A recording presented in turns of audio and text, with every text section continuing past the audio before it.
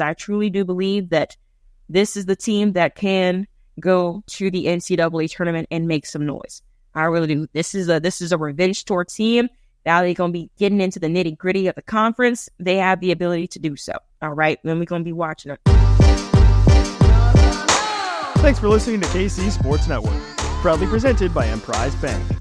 If you're thinking about starting a business or know someone who is, check out Emprise Bank's SBA loans.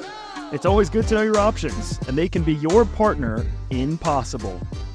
Oh, y'all, guess who's back? Back again. I know it's been a minute, but your girl is right back here on Run It Back with KCS. And I know it's been a minute. It's been a long time coming, and I'm sorry.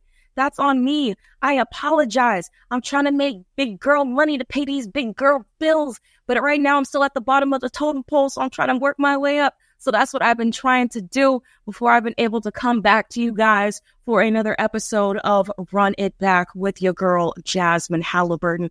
So once again, I'm sorry, y'all, but it's been a long time coming, but I'm here now. It's okay. Fear not, because we back here with talking about more K-State women's sports before we get too far gone into the seasons. I know I pretty much already missed soccer. For that, I apologize. I want y'all to flame me for it. Please do. Flame me. Be like, girl, why are you taking so long to talk with us about this? Why are you trying to be out here to make some money like that? Well, when y'all pay my bills, I promise you I will be on my game 24 hours a day, 7 days a week, okay? Twice on Sundays. But until that goes, I'm just going to have to hold this L, and I want y'all to hold me accountable, okay? But, sometimes you just got to do what you got to do. But, of course, they still got one more game left for K-State women's soccer. They still got pretty much half a season left for volleyball here. And we're going to get all the way into that. And you already know about my ladies who's going to be on the hardwood of K-State women's basketball when they start to get rolling, grooving, going again, and trying to put a little bit more extra oomph compared to last year's season, all right? But we'll get there when we get there, all right? We're going to cross that bridge when we get to it. But, of course, right now, let me get down to the nitty-gritty. Okay, we're going to talk about K-State women's soccer. Yeah, I'm going to show y'all some love. I'm going to talk about y'all.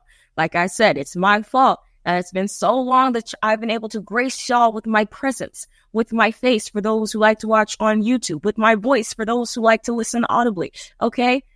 Like I said, my bad. I'm sorry, but we're going to get back into this, okay? See, I know I missed the season. K-State women's soccer hadn't exactly been all nice and bright and rainbows and sunshines and unicorns sporting those rainbows and sunshines, okay? Unfortunately, what's new? But it's still baby steps, I guess. I know this past week they they did end their last road game of the season against Arizona. Arizona's currently 8th ranked in the Big 12. They have 10 wins already on the season. K-State ended up losing that game on the road in Arizona, 1-5. 5 goals, that's the most they've given up all season. Honestly, the second most they've given up in 4 years. Last time they played Texas in 2020. I have it written down where they scored 7 goals on them. Okay, this is the most goals they have let a team score on them in 4 years. In 4 years, these 5 goals against Arizona, right? Not exactly how you want to be on the tail end of your season. They have one more game left, which is going to be the Sunflower Showdown against KU. That game is going to be on Friday at 7 on ESPN+. So for y'all that's listening or watching from Manhattan, show our girls some love for the last game of the season, or just because you hate KU, you can do that too. If women's soccer is not your deal, everybody can come together because our school don't like their school and vice versa. We support by hate. Let's do that, all right? But we got this game. They went into this game on a 11-game winless streak and a 3-game losing streak. They had 11 draws and obviously 3 games that is lost coming into this game. Clearly not the strong season that you would necessarily want out of K-State women's soccer, but here, let's go ahead, read through. All right, went to Arizona. Arizona scored the first goal of the game literally less than 2 minutes in. It was like, to be exact, it was like a minute in, 51 seconds, but of course, let's call that the second minute. right? So Arizona obviously immediately made their presence felt, but right, they go up 1-0. Okay, cool, whatever. Fast goal. Let's see how K-State responds, right? Josie, she gets her, I think, second goal of the season. Yeah, got it written down right here. Second goal of the season, ties it up at 1-1 in the 9th minute. I'm like, okay, now you got back in it. There was always a time be like when they get behind and they get behind early, what do they go and do to try to chase some goals, which has been kind of the issue. And Mike Davini, he has said it, sometimes they're just chasing goals and they end up once again finishing a game with another loss, just like they did against Arizona. But still, they were able to find that equalizer and they were able to find it early. So then at that point, now what you're going to do, you just got to keep on playing and get through the rest of the game and see if you can get the ball to the back of the net again and try to get out of there with a win. Fortunately, like I said before, that did not happen. Arizona was able to get back on the scoreboard and lead it 9 minutes later to get up 2-1. But still, once again, shout out to Josie being able to get the equalizer. And of course, Sophie Harlan with her assist to get that to an equalizing goal as well. But still, 9 minutes later, Arizona, they was back on that behind, went up 2-1, and they pretty much wiped their hands essentially from there on out. Once again, like I said, this was a 5-1 loss for K-State. It was nothing but pressure, which has been the story, at least this season, for K-State women's soccer. In this game right here against Arizona, they had 19 shots. They attempted 19 shots, 9 of which were on goal. I mean, that's not necessarily surprising when they ended up having 5 goals at the end of the day. But I mean, 5 goals to 9 shots on goal, that's a damn good ratio to have here. That's a damn good ratio to have. But also in K-State, we had 5 shots on goal, 5 shots for the whole game, and 3 of them on goal. That's also a great ratio to have. But I mean, once again, when you hear this final total, 1-5, it was just constant pressure. And that's something that it's been an issue. Once again, they're not just letting teams just run up the score on them.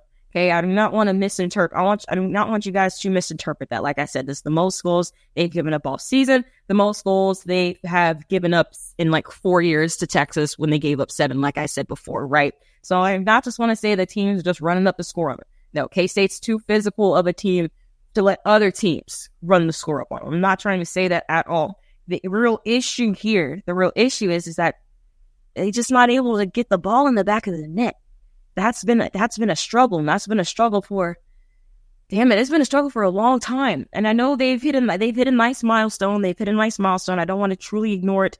They have 17 goals on the season so far. They have 1 more game left, so let's see what they do against KU coming up this week, right?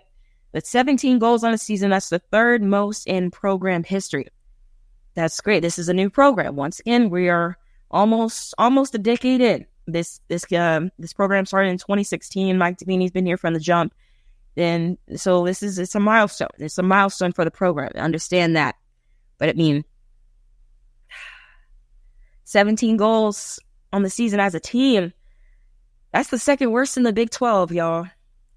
That's the 2nd worst in the Big 12 behind Houston, who has 10. So that's a nice little hefty gap. That's great. That's a nice little hefty gap. But I mean, I'm gonna see if I can try to read off at least one of the top goal scoring teams in the Big 12, and right now that is TCU. They have 46. I'm gonna let it sink in. 46 to our 17. 2nd place, 39 Texas Tech to our 17. Oklahoma State 39 to our 17. Arizona State 31 to our 17. You get where I'm going. And once again, like I said, it's a milestone where it's young. These are babies. These are babies. You know, there's a lot of freshmen, there's a lot of sophomore, a handful of upperclassmen, you know, not a huge senior class. You know, they had their senior day early on in the season. But something's just gotta give, man. Something's just gotta get. I know these players, they want more. They want more. The coaching staff want more. It's like, hell, it's tough. It's a tough conference that just got tougher. You added teams last year. You added teams this year. Who the heck knows what Brett Yormark's going to do from here on out, right? With adding any more teams, the whole conference realignment, that's just a weird toss of the hat, shuffle. Who the hell knows what's going to happen with more teams coming or going? Don't know. At this point, can't really care. But what we see so far, these new teams come in, these tough teams coming in, they've already had a hard time trying to find their footing in the Big 12, in the OG Big 12 as a new program. But now it's even tougher for them to find this footing in the new Big 12 and even the new Big 12 Part 2. Now they added even more schools this past season compared to last season, right? It's hard. It's a hard thing to do. This year so far, K-State has had 191 shots. 80 of those were on goal. Their opponents have had 265 shots. 220 were on goal. And their opponents, they've been able to score 25 goals this season compared to K-State 17. Obviously, when you got a ratio like that, you're going to get that now 12-game winless streak going, now 4-game losing streak going, because K-State is 3-11-3 overall, and in conference, they have yet to find a win in conference play. Like I said, it's a tough conference, and no conference is easy. No conference is easy. We can say what we want about different other sports, but at least for soccer right here, it's hard to say. It's hard to say that there's any bad conference, but Big 12 is not a bad conference at all. But they're bottom. They're bottom of this barrel right now, and it's sometimes you just got to raise some questions about what's going to be coming up next for the coaching staff, for the players. What do you have to do to bring more money to the program? What do you have to do to get more transfers to try to get leveled up within this really tough program? Just a lot of questions has to be answered. We'll probably dig into that a little bit more in the second half of the show. But first and foremost, I got to talk to you guys about Home Field Apparel. In a long time no see, our guys at Home Field, they got the vintage jackets. I know if you've seen them following on social media, they got the jackets for not only K-State, they got other schools as well. If this is not your full-time group, or somebody where K-State's not their full-time group, whatever, you can give them a Christmas present with a different school on the jacket, on the shirt, on the hat, on the hoodie, whatever. Home Field Apparel has got it for you. But if you put in this promo code of 3MA24, you get 15% off on that first order. So go ahead, hit up Home Field Apparel for all your K-State or even other college needs for any sort of apparel. All right? And we'll be right back with more Run It Back coming up. Looking for tickets for your next event? Tickets for Less is your number one source. Save big on every purchase when you use promo code KCSN at ticketsforless.com. So y'all heard me talk about, of course, K-State soccer, the woes that we've had the past, really forever, considering that this is, once again, program's almost 10 years old. It's brand spanking new. K-State fans know this. We understand this. And it was already hard enough trying to find a footing in the OG Big 12 before all these new teams came in. And now it's even harder for all these newer teams that come in with a lot of really good programs, established programs for several sports, including, obviously, women's soccer, right?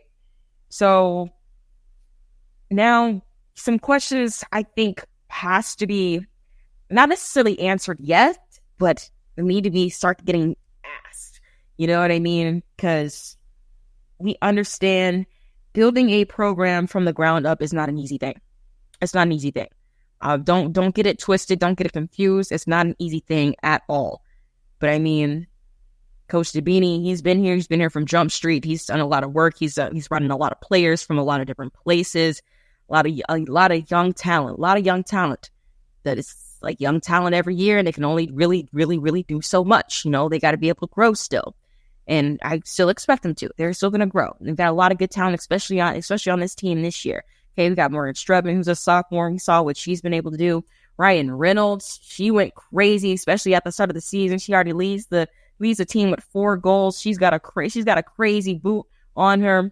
She's just unfortunately hasn't been able to find the back of the net since the start of conference play, which, not like a lot of players, they haven't. Like, again, scoring goals has been an issue for this team this season, last season, essentially from the start of this program being built. So once again, I need to get back to it. It's hard. It's a hard thing to do. It's a hard thing to build a program from the ground up. And Mike Dabini, he's done a good job to, he's done a good job being able to do this. It's not an easy thing. People go to games. More people can come to games, but sometimes you need to, if if you build it, they will come type of thing. And there's still a lot of building that needs to be done. So now, is there a question to that? Maybe, do you need to bring in somebody fresh? Now, I'm not trying to get nobody fired. I'm not trying to mess with nobody's money. I'm not trying to just say, oh, somebody got to get fired. I'm not trying to do that. I'm not trying to be edgy. I'm not trying to be a gotcha or any of that, just trying to get views. I'm not trying to do any of that. Okay. But this is a question that has to be asked, is if does, Big Daddy Gene think about maybe moving on from Mike to be. So far, he's been here for 9 years. His record is 35, 86, and 18. Okay. Not a great record. Once again, you're building a program from the ground up. There's going to be a lot of woes, damn it. Going to be a lot of woes. One of their best seasons that they had was 2020, where they're trying to get to the Big 12 tournament. And that was obviously 2020. Everybody remembers that year, and it's a year that everybody wants to forget. But okay, there wasn't a Big 12 tournament that year because, this little thing called the pandemic. Okay? That's their boop-de-whoop. That's gone. But it's been a struggle for them to try to really, really get back to that. And once again, like I mentioned before several times already, when you have a conference that's adding new teams, established teams, really good players from all over the world, getting the opportunity to play this sport at a collegiate level, they're just good. And we got good players too. They're just young. They haven't had that, that development yet, but we know that it's there. Like I said, Ryan Reynolds, she's one of them ones. I do believe she's one of those ones Morgan Struppin. I mean, there's a lot of good players on this team. It's just, it hasn't been able to really get the ball rolling, and it's been a while now. Mike Dabini is one of the longest tenured head coaches at K-State now. You know what I mean? Because, you really have to question, like, if this was any other sport, would they have moved on, essentially, to find a different one? And once again, I'm not trying to be all like a gotcha. I'm not trying to say something edgy to get y'all to listen. I'm not. It's just a question that has to be asked, not necessarily has to be answered just yet. Because I think he has another season left in him to really see that elevation. Are they no longer going to be at the bottom of the Big 12? Are they going to start scoring more goals? Okay, are they going to be able to line up that back line enough so Streep doesn't have to have 95 saves on a season? You know what I mean? Like, she's killing it back there, but I mean, Murphy can only do so much. 95 saves is a lot. Okay, how are you going to shore up that back line to help her out? It's just, it's just the questions. It's just the questions not necessarily to be answered. Like I said, I do not want to mess with nobody's money. I do not want to call for nobody's job. It's just, I think at some point, something's got to give. And hopefully he has one more season to be able to really, really prove it. Because if we're trying to be a marquee, not only like program, but a school in general, to really get our name out there, and things like football, things like basketball, women's basketball. We saw at one point they were number 2 team in the country. They put K-State on the map as well. Baseball was able to do it. Everybody else want to bring them along too. Okay, we got an Olympic gold medalist now that's going to be a coach for our track team. We're trying. Everybody's trying to get up, and we want K-State women's soccer to get up with everybody else too. So. That's all I'm trying to say, at least on that. All right. Again, no, Coach Dabini is doing a hard job, and he's done a good job. Now I feel like we got one more season to really, really see where it goes from here. We'll see. They got one more game left in the season, Sunflower Showdown. That's going to be on Friday. That game is going to. It's not going to say. It's going to say a lot. It's going to have a whole lot writing on it. I really don't know, but want to go out with a bang. What better way to do it is against KU, right? But here, now we'll move on. I had to get that little spiel out for K-State women's soccer team because, they've gone through the season. It was a hard season, hard-fought season. Sometimes you got to see what you're going to do next, right? See what you're going to do next. But now, speaking of next, moving on to K-State volleyball. You have Mansfield. This is the second season with K-State. Last year, they took down some giants, baby. They took down some giants, took down BYU. They took down Texas. The only team to have beaten Texas. National champion Texas, okay? That was at home, like, what Morgan Family Arena, it was lit. It was lit. I haven't been able to go because I live in Missouri now. I'm a little ways away. And like I said, I got a big girl job to pay big girl bills. So I can't just be making 3.5-hour trips to Manhattan, which is sad. But at some point, I'm going to get my behind over there. Don't you worry. Okay. But like it's last season, they took down some giants. They took down some giants, baby. And they missed the NCAA tournament. I think they did enough to try to get to it, considering who they were able to take down. But the committee, they had something different in mind. And, Jason Mansfield, he said, all right, bet. And they had a hell of a brutal non-conference schedule to start the season. I think they started off, 2-8, because they were playing teams like number 8 Purdue, who was number 8 at the time, but now they're ranked number 10. They're playing number 20 at the time, USC. They're now ranked number 16. They played Creighton, who was ranked 11th. They're now number 6 in the country. And they played North Carolina, who was unranked at the time, who was now a top 25 team. Those are all the teams that they played, and those are all the teams that they lost. They lost a couple. They lost another from UC Santa Barbara, and another team that's in there as well. I think in one of the early invitationals. But clearly, from what I just listed off right there, they snuck that in there. They snuck that schedule in there. See if they can get out a win. They were able to get some big time wins last year. See if that carries over. I like what they did. That shows no fear in them whatsoever. Unfortunately, it just didn't work out.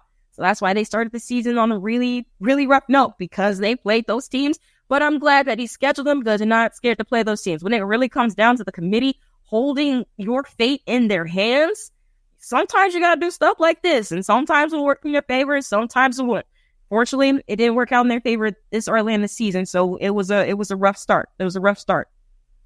They did have some bad losses early on in conference play. They got swept by Houston, and they lost 1-3 to Texas Tech. Those are two bottom of the Big 12 teams. Houston's ranked 10th. Texas Tech is ranked 14th in the standing. And then they went 5 sets against West Virginia the other day. They are last in the Big 12. But sometimes you got to get your hands dirty. And the win's a win in that 5 set against West Virginia, and they went 4 straight games of 5 sets, including the game that I'm going to talk about here soon against KU, number 8 KU at that. KU Jayhawks, they're killing it, undefeated in conference play. They only have 1 loss on the season. They're killing it, and they're expecting to move up some more in the NCAA rankings, right? But I mean, this is where the season started. K-State is 6-10 overall, but they're 4-3 in conference play. When you have that tough booty non-conference schedule and you start that way, you really want to you hope for conference play to really get started and really get grooving. Didn't start off great, of course, getting losses from Houston and from Texas Tech. But now they're starting to find their footing just a little bit more, right? They're able to go 5 against Iowa State. They're able to get that win. They're able to go 5 and see. I'm trying to find the schedule pulled up, because that schedule, dang it, man, they trying to pull themselves out of it. They're trying to pull themselves out of it, and I think they're doing a really good job of it, because they also went 5 sets against KU, number 8th ranked KU.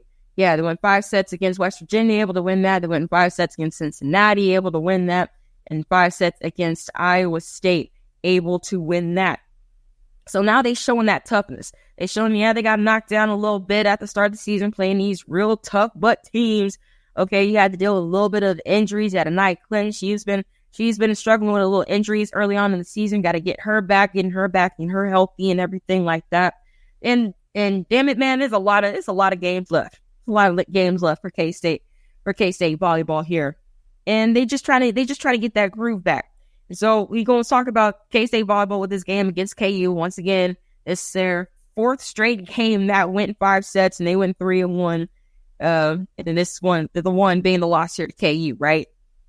And so KU, they got them outkilled with 62-56. K-State, you can probably say, is arguably one of their downfalls was errors. He had 30 errors to KU's 22. They were hitting at a 152 clip to KU's 248 clip. They had 56 assists to 57. That's obviously real close. KU had 4 aces. K-State had 3 aces. But then you see that difference in blocks. KU had 15, K-State had 11.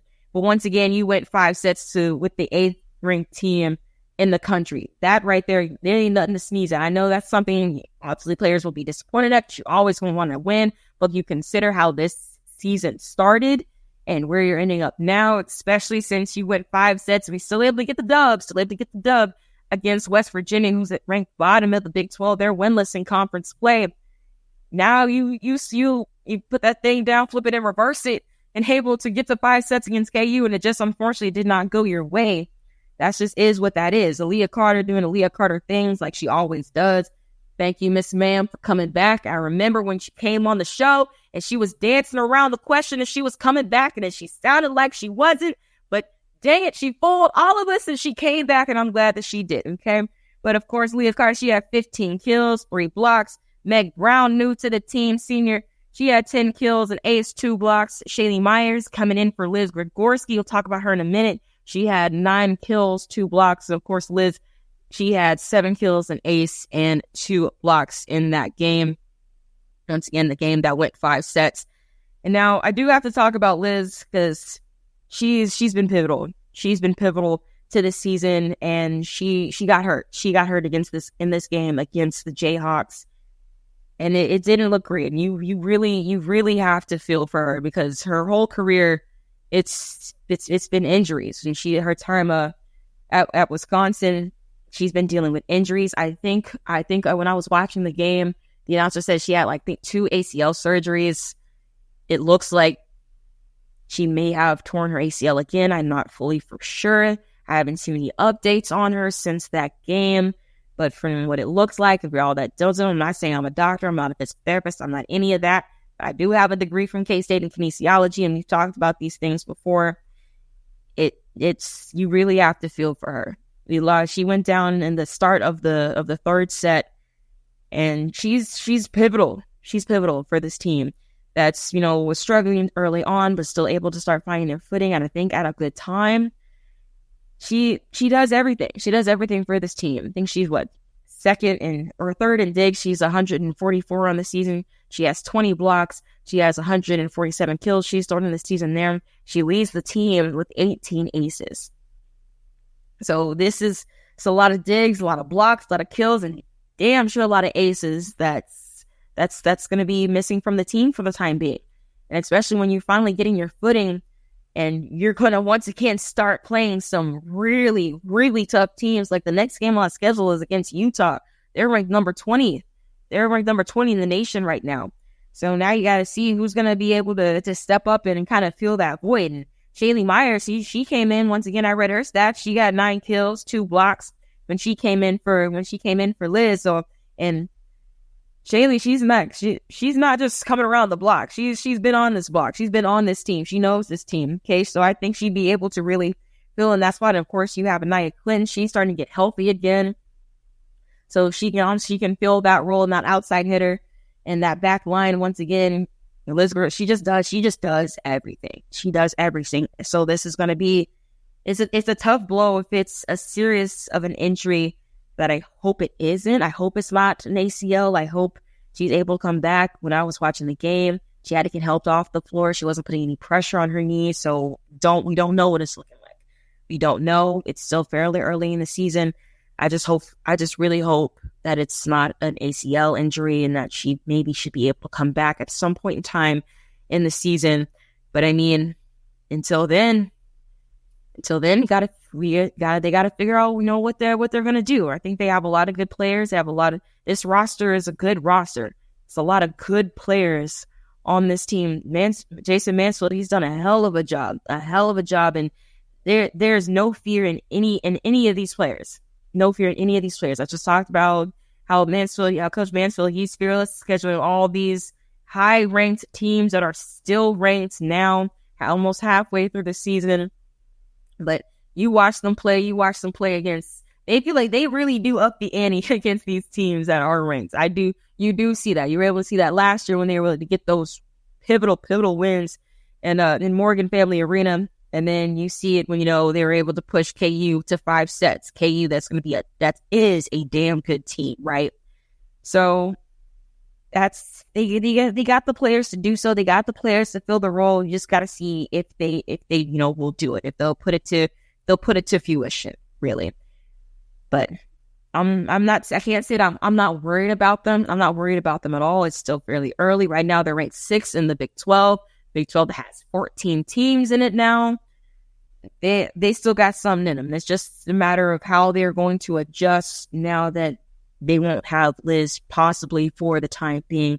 But I think they got in them. They got other people starting to get healthy. Once again, they got Shaylee Myers. They still got Nia Clinton. Nia Clinton was all freshman team last year. She's one of them ones. She's going to be a tough pill to swallow for everybody in this conference for, these next few years to come. And Shaylee Myers, like I said, she's been around the block. She's not new to this. She's true to this. Okay. So I think they'll be able to figure something out. So we're going to be watching. We're going to be watching when they play number 20, Utah.